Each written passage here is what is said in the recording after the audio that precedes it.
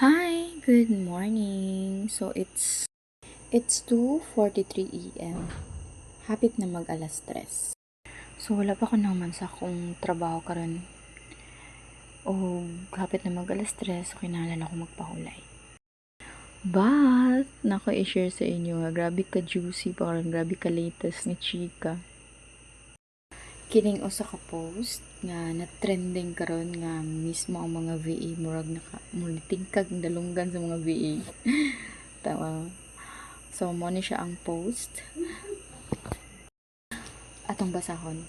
Ako lang ba natatamaran ako sa mga work from home workers, magtrabaho kayo sa labas nang ma-experience niyo ang real world. Huwag niyong i-brag yung dollars na kinikita niyo kasi wala yung experience ng mga taong batak sa corporate world. Wait lang. My goodness.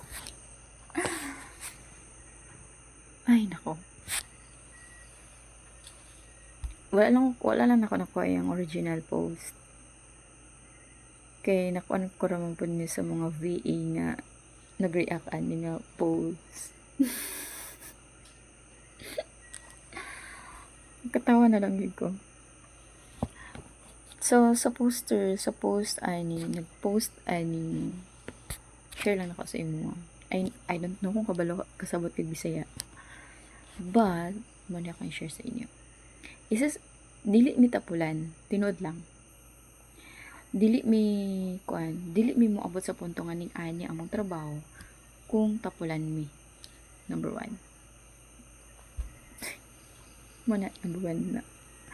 Okay, before gyud ka mahimong VA, daghan kayo kag mga skills nga kinahanglan imong eskwelahan, studyhan, mga tools, mga bisag unsa na lang. Then, my goodness. I-try gani pang-apply mahimo kang VA or mga apply kag mga work from home jobs. Tan-aw nato kung makaingon ka nga tapulan ang mga VA. Gosh. Akong gipakita sa imo, gipakita na ko ganina nga 2:47. Hapit na mag alas 3. Imagine, ibaylo na mo among time nating katulog para lang magtrabaho. Para ihaom na mo among time diha sa among client. Then makaingon ka nga tapulan.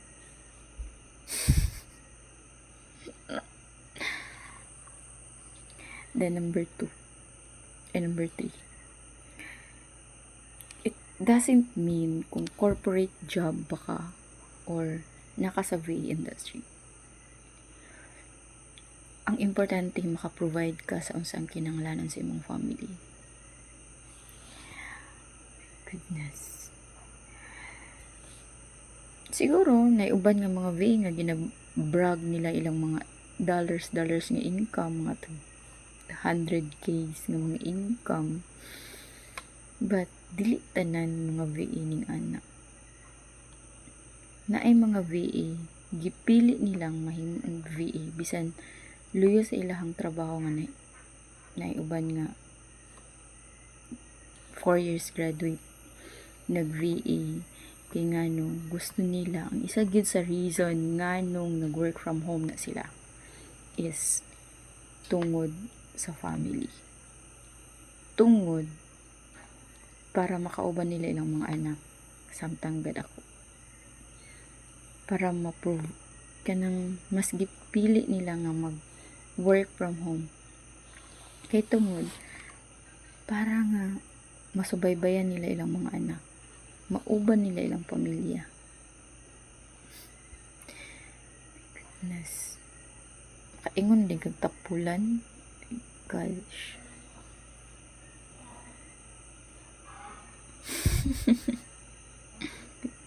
Katawa na lang yun ko. I don't know kung kanang post nimo is come from insecurities lang siguro na, pero abi bitan nimo bisag mo ginakong ingon ganyan bisag unsa pa man ang imong kuan, bisag unsa pa man ang imong trabaho naman ka sa corporate job, or naa ka sa VA industry,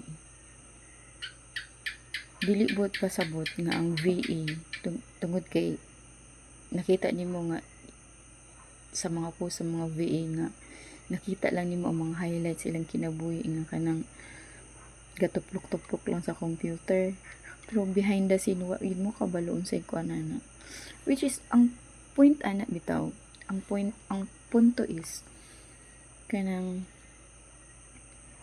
ma-corporate job ka man or nama ka sa corporate job nga batak ang trabaho or sa VA industry, parehas ra gyapon mo nga provide og income sa pamilya. Ang taong tapulan is katong mga tao nga wala na gani kuan, wala na gani kanang wala na gani ambag sa kinabuhi sa wala na gani ambag sa panimalay,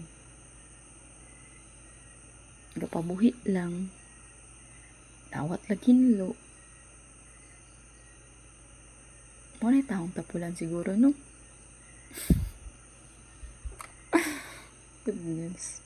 So unsa may meaning sa inyong kuan eh? Unsa may meaning sa inyong tapulan nga word or tamad? Kalagot. Grabe ito na, naagib kay kanang kuan, naagib po kayo mga kuan, no? Di, na kay mga friends, na kay classmate, na kay best friend, nagtatrabaho bangko. And, I know, unsa siya kakugyan po. Mugin akong ingon nga. So, kung sa pa man imong trabaho, as long as legal na siya,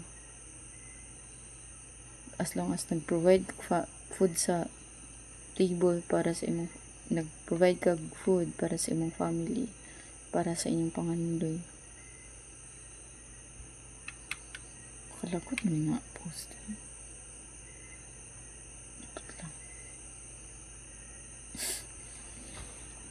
Insecure lang siguro gigay ni siya. Daway. Mga ban manggod mga VA kay ginakaminusan na lang. May uban nga ilang lang ang VA. Sus, kung kabalong behind the scenes.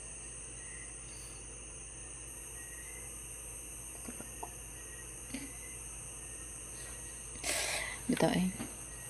Nga to lang bitaw kanang ako dili man kay ko gabrag pud sa akong mga income sa balay. Adi po ko gabrag sa akong income. Just sharing the small, it's kung para sa ila kung it's up to them, no? It's up to them kung saan nila pag-accept sa success sa uban. Kadto bitaw siya nga post. Sample to siya sa mga taong insecure.